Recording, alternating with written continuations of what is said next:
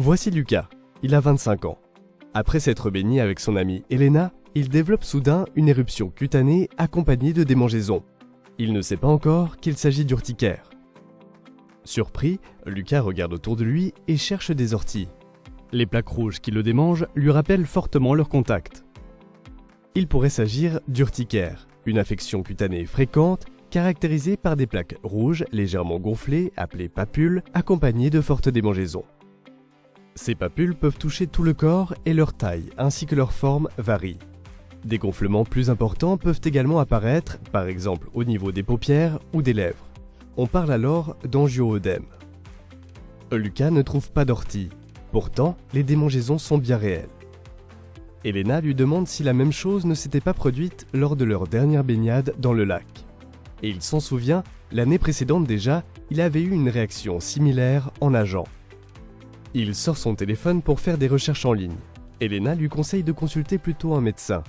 Elle prend quelques photos des papules au cas où elles auraient disparu d'ici le rendez-vous. Le médecin de Lucas l'a orienté vers un spécialiste, un dermatologue ou une allergologue.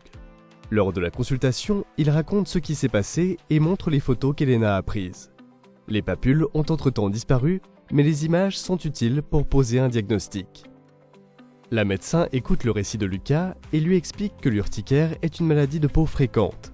Elle peut apparaître à tout âge et être déclenchée par divers facteurs, comme des infections ou des allergies. Mais dans de nombreux cas, aucune cause précise ne peut être identifiée.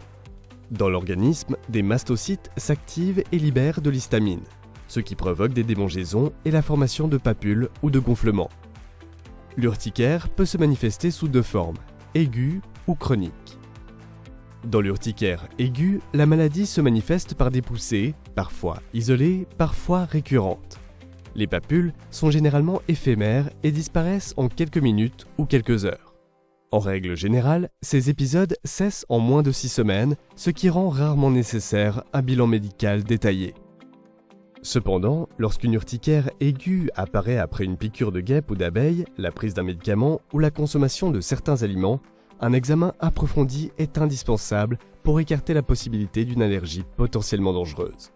Chez Lucas, cette hypothèse a déjà été exclue. L'urticaire chronique peut durer plus longtemps et réapparaître à plusieurs reprises.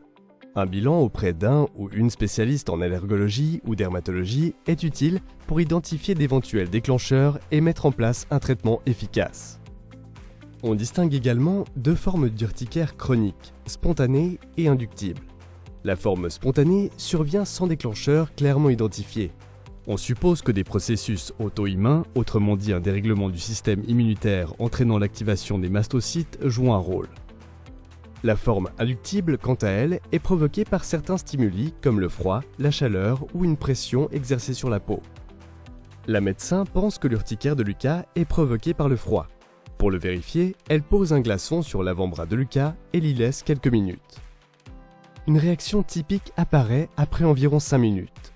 Le diagnostic est confirmé, Lucas souffre d'urticaire au froid. Lucas a eu de la chance, la cause de son urticaire a pu être rapidement identifiée et confirmée. Pour beaucoup d'autres personnes concernées, ce n'est pas aussi facile. Désormais, il peut agir. Il doit éviter autant que possible le déclencheur. Dans son cas, le contact soudain avec le froid. De plus, il a reçu un médicament, un antihistaminique, qu'il peut prendre si une nouvelle réaction se manifeste et ne disparaît pas rapidement. Les antihistaminiques sont le traitement principal de l'urticaire. Ils peuvent, si nécessaire, être pris à dose élevée et sur une longue durée, parfois pendant des semaines, voire des mois. Cela permet souvent d'atténuer nettement les poussées. Et lorsque ça ne suffit pas, d'autres médicaments peuvent être ajoutés en complément. Vous avez déjà vécu une situation similaire ? N'hésitez pas à demander conseil à votre médecin. Un diagnostic clair et un traitement adapté permettent de contrôler les symptômes et de retrouver une meilleure qualité de vie. Des questions ? N'hésitez pas à nous contacter. Notre AHA Infoline est à votre disposition pour vous conseiller personnellement.